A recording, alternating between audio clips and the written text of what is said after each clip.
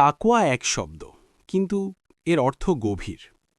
তাকওয়া মানে নিজেকে রক্ষা করা, যেমন সিট বেল্ট বাঁধা, পাসপোর্ট আর টিকিট নিরাপদে রাখা, ঘরের দরজা ভিতর থেকে লক করা। সবই নিজেকে ক্ষতিকর কিছু থেকে নিরাপদে রাখা।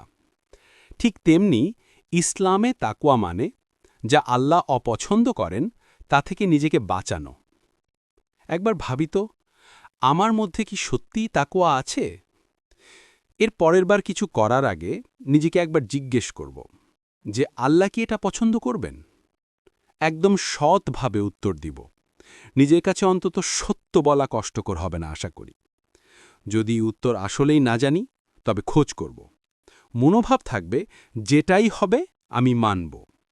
তারপর যদি জানি আল্লাহ পছন্দ করবেন না, তবুও করি, তাহলে সূরা বাকারায় আয়াত 2-এ আল্লাহ বলেন, এটা সেই কোরআন যাতে কোনো সন্দেহ নেই, যা হিদায়েত মুত্তাকিদের জন্য। তাহলে প্রশ্ন হল, আমরা কি সত্যিই হিদায়েতের পথে আছি, নাকি শুধু পথের দিকেই তাকিয়ে আছি?